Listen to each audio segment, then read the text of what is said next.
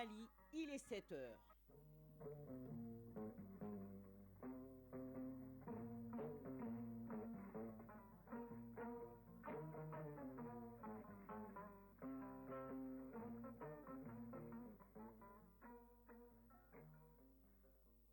Le journal.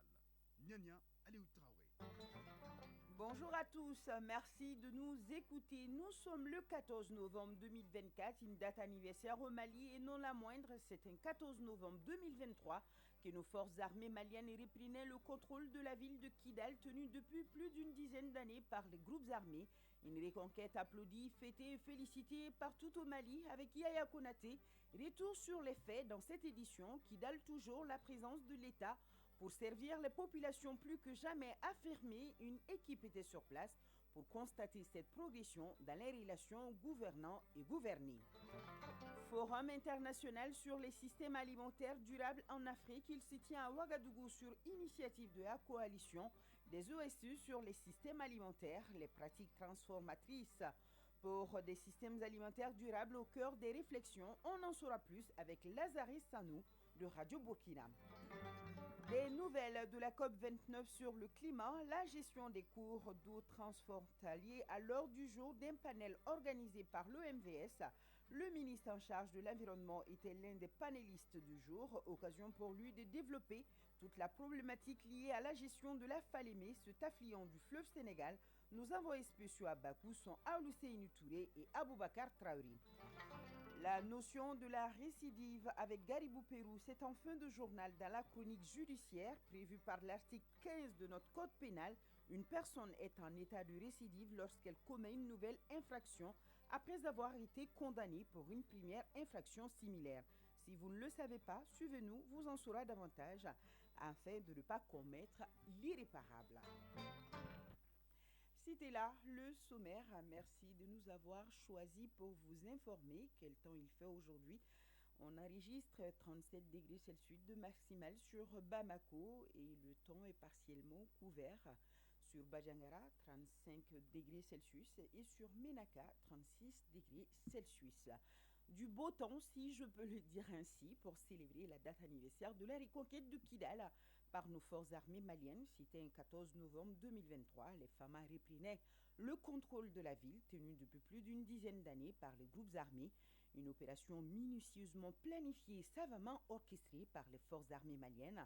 D'importants moyens logistiques sont déployés, des troupes au sol appuyées par l'aviation pour une opération aéroterrestre. Et pour rappel, l'annonce de la reprise de Kidal a été accueillie avec euphorie partout au Mali. Les Maliens qui ont ainsi célébré une étape symbolique dans la marche vers la reconquête de l'intégrité du territoire national.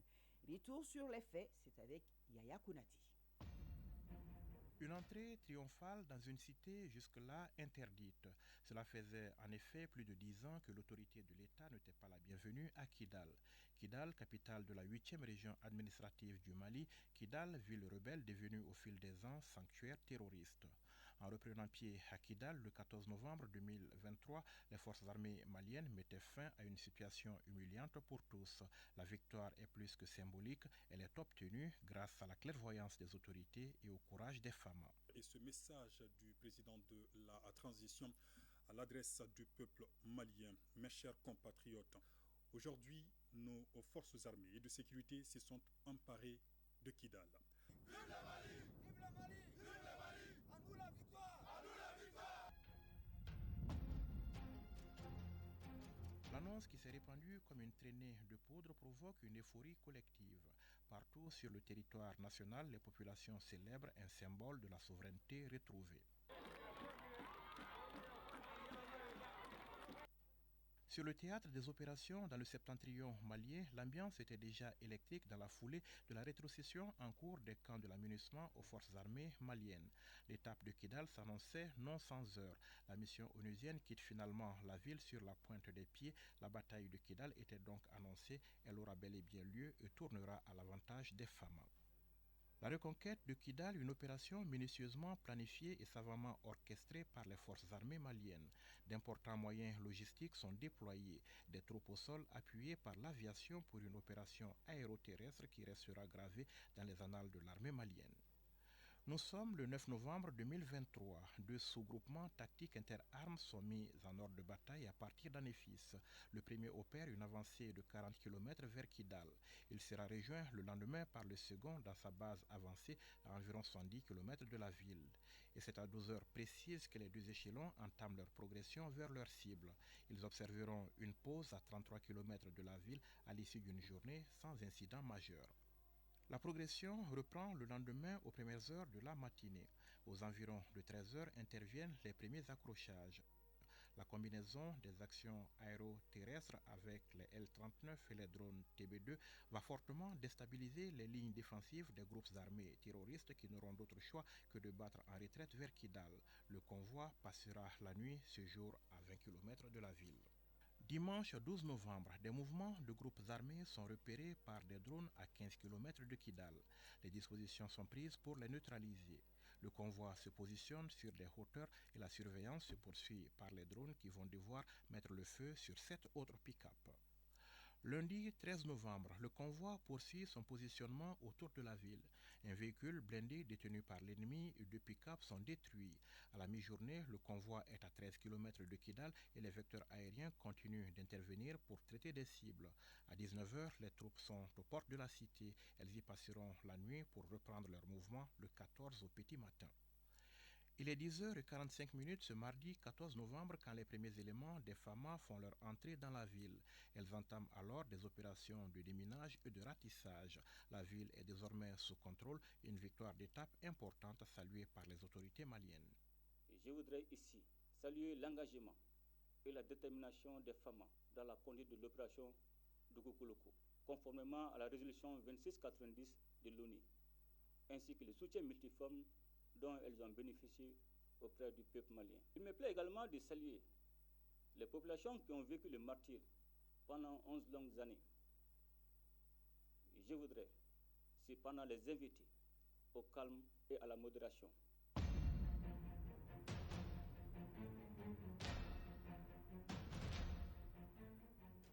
Depuis la reconquête de la ville de Kidal, les forces armées maliennes poursuivent inlassablement leurs opérations de sécurisation de la région tout entière.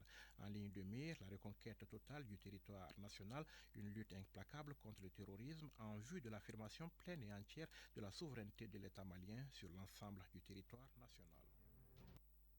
Alors, un an après, aujourd'hui, comment se porte la belle ville de Kidal? Nous avons voulu le savoir et vous le dévoiler. Nos envoyés spéciaux, Bemba Sibi et Sidiki Balo, étaient sur place. Ils nous révèlent que la ville bénéficie d'un dispositif sécuritaire exceptionnel. Kidal qui recouvre progressivement la stabilité, toute chose qui favorise le retour très rapide de l'administration dans la région. Le gouverneur, les préfets et sous-préfets, les directeurs régionaux des services techniques, tout cela pour affirmer la présence de l'État et servir les populations. Nous allons sillonner avec nos envoyés spéciaux quelques structures de la ville de Kidal. Reportage. Une semaine après la reprise de Kidal, le processus pour le retour de l'administration a été enclenché avec la nomination du gouverneur et son cabinet le 22 novembre 2023. À partir de là, les choses se sont accélérées. L'objectif étant le retour effectif des services de l'État. Plusieurs missions sont conduites dans ce sens, l'urgence étant de rendre fonctionnels les services sociaux de base pour le grand bonheur de la population. Boukari Diallo, directeur de cabinet du gouverneur de Kidal. Il s'agit du déploiement des préfets et de l'ensemble des sous-préfets.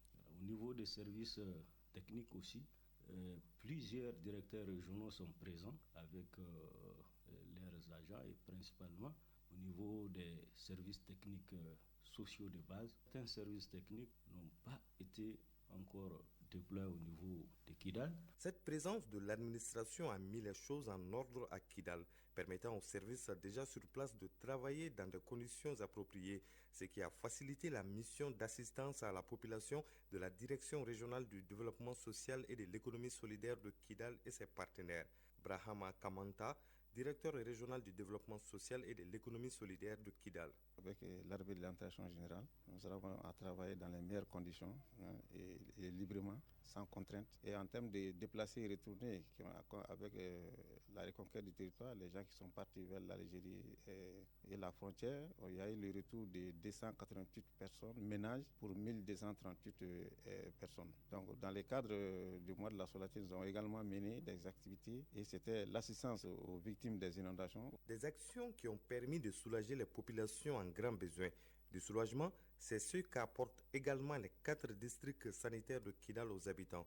Aujourd'hui, sur 23 CSCOM, 12 sont fonctionnels en plus du centre de santé de référence de la ville de Kidal. Dr Abdoulaye Temé, directeur régional de la santé de Kidal. Le nombre de CSCOM fermés dépassait les 11, mais avec également la collaboration avec les forces de l'ordre et l'administration sur place et également les partenaires, avec la volonté des partenaires, nous avons pu faire la réouverture d'un certain nombre de CSCOM après leur fermeture. Des efforts qui ont permis de mettre à la disposition de la population un plateau technique adéquat et un personnel qualifié. Le défi reste l'opérationnalisation des 11 autres CSCOM. À Kidal, l'école qui a été durement éprouvée par des années de crise reprend vie. Les enfants retrouvent la joie des retrouvailles entre amis dans un cadre approprié. Idrissa Koulibaly, directeur de l'Académie d'enseignement de Kidal. Il n'y a eu que d'énergie, que de stratégie, que d'engagement déployé pour arriver à rendre la rentrée effective là où c'était possible dans la circonscription de l'Académie d'enseignement de Kidal. Dans ce processus de retour de l'administration, la tâche des autorités est facilitée par l'ORTM à travers sa station régionale. Elle a contribué à la diffusion de la bonne information, une tâche qui n'a d'ailleurs jamais cessé, même pendant l'occupation. Sidi El-Medi Al-Baka, directeur de la station régionale de l'ORTM Kidal. Nous sommes là depuis 2018. L'ORTM de Kidal est opérationnel, arrive à couvrir toutes les activités. Et quand je dis 2018, rappelez-vous, c'était encore au moment de l'occupation. Et malgré ces difficultés, malgré la situation politico-sécuritaire, nous arrivons à faire correctement notre travail dans l'intérêt du Mali. Le retour de l'administration à Kidal a donc permis à de nombreux services techniques de reprendre le travail dans des conditions sereines et les autorités régionales entendent continuer dans cette dynamique. Kidal, Bemba Sibi, Ibrahim Traoré, Adaman Kamara et Sidiki Balo pour l'ORTM.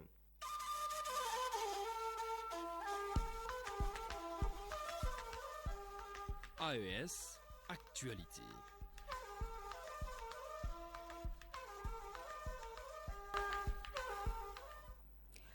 Ouagadougou abrite le Forum international sur les systèmes alimentaires durables en Afrique, sur initiative de la coalition des OSE sur les systèmes alimentaires, les pratiques transformatrices pour des systèmes alimentaires durables au cœur des réflexions. L'objectif est de contribuer à l'accélération de la transition vers des systèmes alimentaires durables en Afrique en général et dans les pays de l'AES en particulier. On en sait plus avec Lazare Sanou de Radio Burkina. Le Forum international sur les systèmes alimentaires est un cadre des professionnels du monde agricole de faire l'état des lieux des politiques en faveur des systèmes alimentaires durables, de partager les bonnes pratiques, incluant des innovations paysannes. Bourema Kwanda, secrétaire général du ministère en charge de l'environnement. Nous incriminons très régulièrement le climat, mais en réalité c'est parce que nous n'avons pas encore vulgarisé suffisamment de bonnes pratiques sur le terrain. Ce forum permettra tout naturellement d'échanger sur ces bonnes pratiques qui existent déjà, sur les possibilités de leur vulgarisation sur le terrain. Le forum vise également la promotion des pratiques endogènes et susciter l'engagement des décideurs et partenaires techniques et financiers. Tokomassi, président du comité d'organisation. S'il ne vous reste plus rien, la seule façon pour une population, une communauté de rebondir, en fait, c'est de repuiser dans sa culture et ses traditions. Il n'y a que l'agriculture qui le fait, à partir des savoirs locaux. C'est pour ça que l'agriculture est essentielle. Aujourd'hui, on est en train d'aller vers un mur, de taper sur à travers une agriculture industrielle qui est en train de détruire nos écosystèmes. Et il est temps d'alerter toutes les autorités pour qu'on puisse prendre réellement conscience qu'on fonce vers un mur. Et il faut trouver des alternatives. Et cette alternative, elle existe. Elle s'appelle l'agroécologie. Les participants ont pour mission de relever les principaux défis auxquels font face les États, la coopération internationale et les ONG pour la promotion des systèmes alimentaires durables et proposer surtout des pistes de solutions. Direction le Niger pour parler d'investissement. Le Premier ministre, ministre de l'économie et des finances, Halima Aman Lamine Zein, a reçu une équipe de la Banque mondiale conduite par le directeur régional de la Banque mondiale pour les infrastructures. Les échanges ont porté entre autres sur les questions énergétiques primordiales aujourd'hui dans les politiques de développement des pays de l'AES. Samira Garba de Radio du Niger pour le compte-rendu. À sa sortie d'audience, M. Franz Dress-Gross, directeur régional de la Banque mondiale pour l'infrastructure, a indiqué avoir échangé avec la partie nigérienne sur l'énergie, notamment la contribution que pourrait apporter la Banque mondiale pour appuyer le Niger dans son important objectif d'accroître les taux d'accès à l'électricité.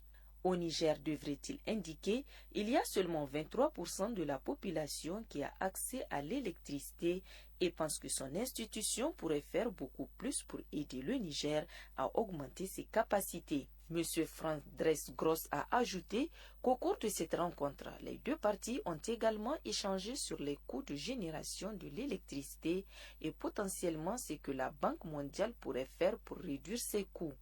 Le secteur des transports a également été évoqué, notamment la question de savoir ce que la banque peut faire pour améliorer certains segments de la RN1 et la RN4.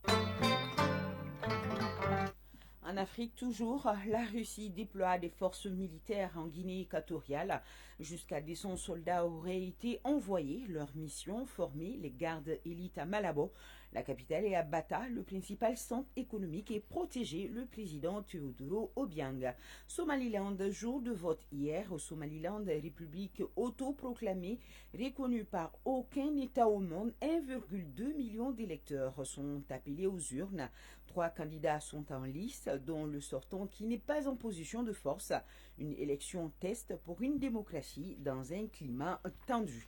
L'ONG Human Rights Watch estime dans un rapport publié ce jeudi que les ordres d'évacuation à répétition de l'armée israélienne dans la bande de Gaza mènent à des déplacements forcés de population, ce qui relève du crime de guerre. L'ONG a rassemblé des preuves selon lesquelles des responsables israéliens commettent le crime de guerre de transfert forcé de civils.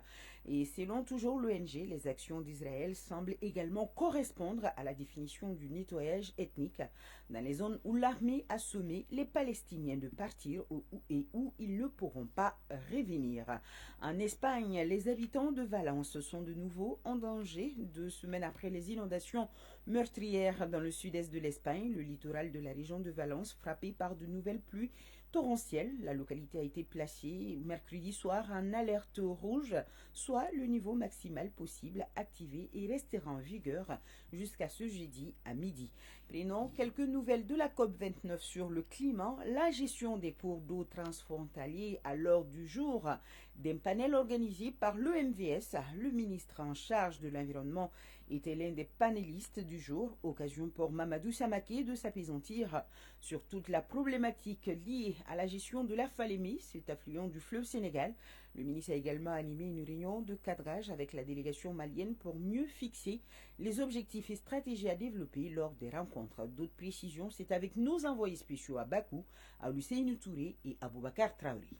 C'est à la demande de l'OMVS que le ministre de l'Environnement, de l'Assainissement et du Développement durable a partagé avec ses homologues de la Guinée et du Sénégal toute la problématique liée à la gestion des cours d'eau et des environnements transfrontaliers.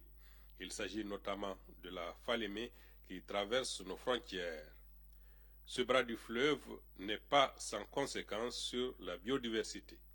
Mamadou Samaké, ministre de l'Environnement, de l'Assainissement et du Développement durable.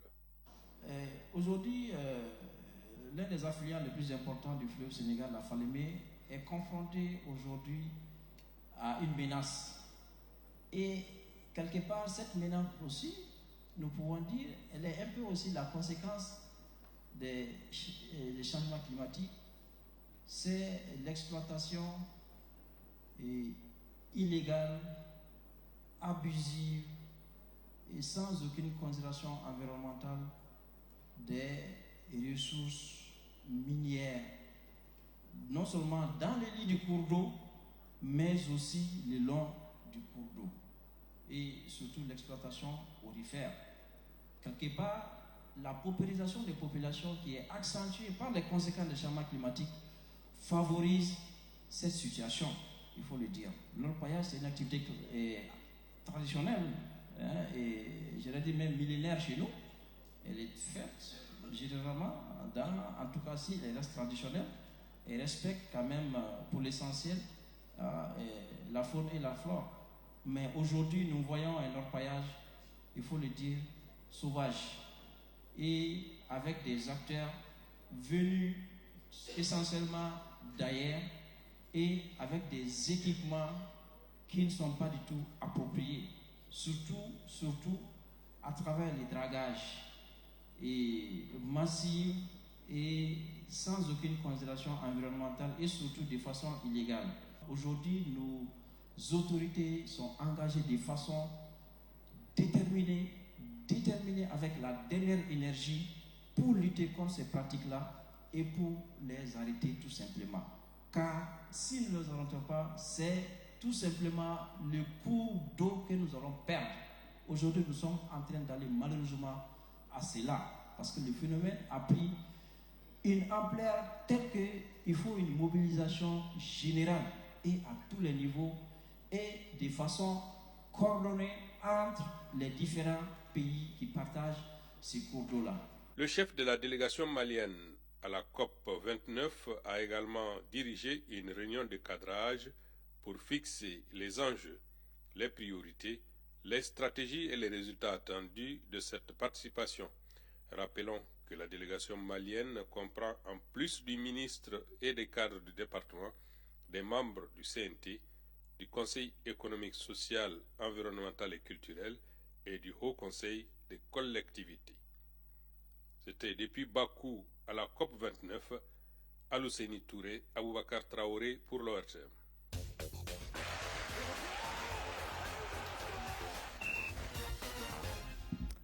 Sport, football, d'abord ici au Mali, troisième journée de la Coupe du numérique. La compétition se poursuit et sur le continent, l'actualité reste dominée par les éliminatoires de la CAN 2025. Les Aigles du Mali préparent activement à Maputo la 5e et avant-dernière journée des éliminatoires de la CAN 2025. Toujours éliminatoire CAN 2025, déjà quelques rencontres de la journée ont été disputées. Le développement de la page sport, c'est avec Abdulkarim Kaba. Les Aigles du Mali préparent activement à Maputo la 5e et avant-dernière journée des éliminatoires de la CAN Maroc 2025. Le regroupement se poursuit à Maputo. Les Aigles multiplient les séances d'entraînement avec un engagement et gonflé à bloc en vue d'un succès ce vendredi contre les Mamba de Mozambique. Sur les 25 joueurs convoqués, 23 sont sur place et disent être prêts à défendre les couleurs du Mali. Les détails avec nos envoyés spéciaux à Maputo, Seragatou Sissé, Sidi Mouroubo Dameli. Le groupe Aigle affiche complet pour le choc de vendredi face au Mozambique. Les hommes du sélectionneur Thompson Fit dégagent de la sérénité. Amadou Dante et Ibrahima Sissé sont appelés en renfort. Pour cette dernière séance d'entraînement couplée à la mise en place tactique, les Aigles du Mali sont montés en régime dans la préparation. Thompson Fit, sélectionneur des Aigles du Mali. Le niveau de l'entraînement c'est très haut. L'atmosphère est très bien. Tactiquement, on a travaillé aujourd'hui beaucoup et ça donne un bon sentiment pour le match vendredi. Quand on peut jouer comme on a entraîné aujourd'hui, on va faire tout pour une victoire et c'est tout possible pour être qualifié vendredi. Un match à 11 contre 11 de haute intensité a été planifié avec des motifs de satisfaction. Yves Bissouma, capitaine des Aigles du Mali. On prépare bien le match et les joueurs sont bien mentalement, physiquement, tout ça. Donc voilà, on attend juste le match et le groupe va très très bien. Ce jeudi, on suivra avec attention la reconnaissance de la pelouse du stade Zimpito de Maputo pour se faire une idée avant la grande bataille.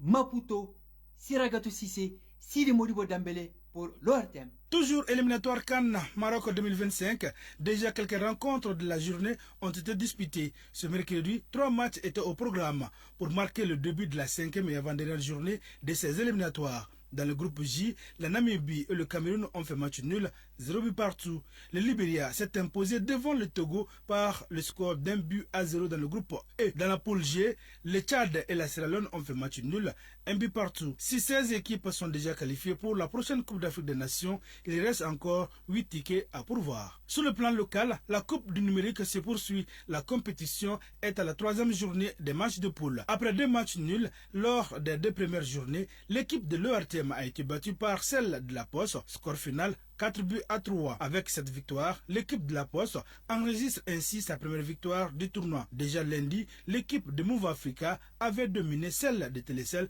par 2-1. Et football toujours en France, les Bleus s'apprêtent à défier Israël en Ligue des Nations ce jeudi 14 novembre au Stade de France. Et lors de sa conférence de presse à la veille de la rencontre, Didier Deschamps, le sélectionneur national, a planté le décor des matchs de football pas comme les autres pour plutôt que sur le football, le débat public a surtout tourné avant la rencontre sur les incidents de la semaine dernière à Amsterdam, les appels au boycott et les débats sur le maintien du match dans l'Hexagone sur fond de conflit israélo-palestinien. C'est donc dans un contexte de politisation extrême avec des enjeux sécuritaires exacerbés que le coup de sifflet sera donné ce soir. La leçon du sport de ce jeudi porte sur le ballon de handball, un élément essentiel pour la pratique de la discipline. À quoi ressemble un ballon de handball? Quels sont les différents types de ballons de handball? Isaac Genou nous donne des réponses. Suivons ensemble.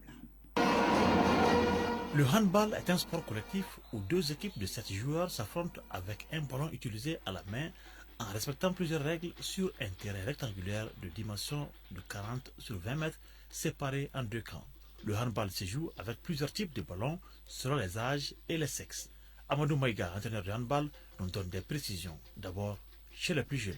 Nous avons la taille 0 qui fait 47 à 50 cm de circonférence avec un poids de 200 à 270 grammes. Il est utilisé par les moins de 12 ans. La taille 1 a une circonférence de 50 à 57 cm avec un poids de 284 à 320 grammes. Utilisé par les garçons de plus de 12 ans et les filles à partir de 14 ans. La taille du ballon chez les juniors et seniors est également bien définie. La taille 2 a une circonférence de 54 à 56 cm, un poids de 325 à 375 grammes. Ce ballon est utilisé par les filles à partir de 16 ans. Et enfin, la taille 3 avec un poids de 425 à 475 grammes et une circonférence de 58 à 60 cm. Il est joué par les juniors garçons et les seniors masculins. Le ballon de handball est une sphère enveloppée de matière synthétique ou de cuir.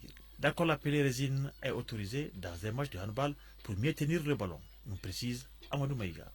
Afin de mieux tenir le ballon de handball lors des matchs de handball, une colle était utilisée qu'on appelle la résine. Mais de nos jours, on a tendance à abandonner cette colle pour des ballons adhésifs sans colle. Les ballons utilisés lors des matchs de handball doivent avoir une forme sphérique. Chronique judiciaire.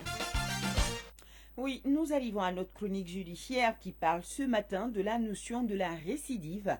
Prévue par l'article 15 de notre code pénal, une personne est en état de récidive lorsqu'elle commet une nouvelle infraction après avoir été condamnée pour une première infraction similaire.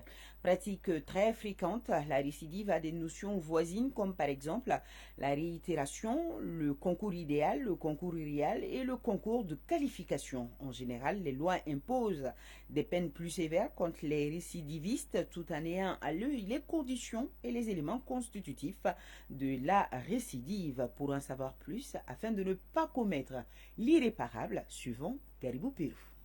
Simple ou légale, la récidive au sens juridique du terme est une notion qui tient compte du passé pénal d'une personne. Le concept soulève les questions juridiques et sociales. Pour qu'il y ait récidive, il faut certainement la réunion de plusieurs conditions. Maman Agali Maïga, juge au siège au tribunal de grande instance de Kati. Cette notion est prévue par l'article 15 de notre code pénal. Il y a ce qu'on appelle une condamnation. La loi exige que la condamnation soit pénale. C'est-à-dire qu'à l'issue du procès, il faut qu'il y ait une peine privative de liberté, à telle enseigne que les peines de sûreté et les peines d'amende ne sont pas prises en compte. Il y a ensuite ce qu'on appelle une condamnation définitive. C'est-à-dire qu'il faut une peine passée en force de chose jugée. Peu importe que la peine soit exécutée, c'est-à-dire que les peines avec sursis, qu'elle ne soit pas exécutée ou bien qu'elle soit graciée. La seule condition, c'est qu'elle ne soit pas amnistiée. Parce que l'amnistie suppose que l'infraction n'a jamais eu lieu. Il y a ce qu'on appelle le renouvellement de l'infraction. Ici, on exige seulement que l'infraction soit postérieure à la condamnation. Il n'est pas nécessaire qu'elle soit de la même nature. Il y a la récidive criminelle et la récidive délictuelle. Dans la récidive criminelle, la loi permet au juge de prononcer la plus grande peine, c'est-à-dire que la réclusion criminelle à perpétuité. En matière délictuelle, lorsque la première infraction est susceptible d'être condamnée de 1 an, la loi permet d'avenir au double. La récidive a des notions très voisines. C'est le cas par exemple du concours idéal. C'est une situation dans laquelle un individu commet plusieurs actions qui peuvent faire l'objet de poursuites judiciaires. C'est le cas de l'individu en état d'ivresse qui brûle le feu, injurie un policier et tamponne un piéton. C'est ce qu'on appelle le cumul idéal d'infractions. Par la même action, vous commettez plusieurs infractions. À côté du concours idéal, il y a aussi le concours réel. C'est la situation où une personne commet plusieurs infractions après avoir été condamnée. Il s'agit de la commission d'infractions successives qui ne sont pas séparées par des condamnations. Contrairement à la récidive où on exige d'abord qu'il y ait une condamnation, ensuite une nouvelle infraction. Nous avons aussi le concours de qualification. Ici, le récidiviste commet un nouvel acte criminel. Dans le cadre du droit pénal, le concours de qualification entraîne une augmentation de la peine. C'est le cas de l'individu qui commet une escroquerie avec l'émission d'un chèque sans provision. Vous avez l'escroquerie qui est une infraction à part. Vous avez aussi ce qu'on appelle l'émission de chèque sans provision qui constitue une infraction à part. Ici, la loi dit qu'on procède à la plus haute expression pénale. C'est-à-dire qu'on retient l'infraction la plus lourde en matière de peine. Il y a lieu donc de faire beaucoup attention dans ce genre de dossiers, surtout quand il s'agit des dossiers d'instruction. Il faut faire très souvent attention. Tu vois, il est écrit sur le mandat récidive, mais le juge n'a aucun élément pour vérifier réellement si la personne avait été condamnée ou bien si l'infraction pour laquelle on a dit récidive est en cours. Alors que si c'est en cours, la récidive ne joue pas. La récidive, on dit, n'intervient qu'après condamnation. L'élément principal de la récidive, c'est qu'il fait qu'il y ait une première condamnation, ensuite la commission d'une nouvelle infraction. La récidive est un phénomène terriblement présent. Il serait mieux de mettre en place les approches beaucoup plus intégrées afin de prévenir la criminalité et améliorer la sécurité dans la société. Voilà, à cette heure passée de 32 minutes, c'est la fin de ce journal. Merci à vous de l'avoir suivi. Bonne suite de programme à notre compagnie. Tout de suite, les informations météorologiques avec Mahamadou Keïta. Les avis communiqués avec Fousseini Diarra. Merci à toute l'équipe de réalisation sur la coordination de Ousmane Dao, à la mise en onde Ismaël Diarra, à la mise en ligne Amadisso. Je vous souhaite une très bonne journée. Merci à nos auditeurs du Taodeni et de Kidal.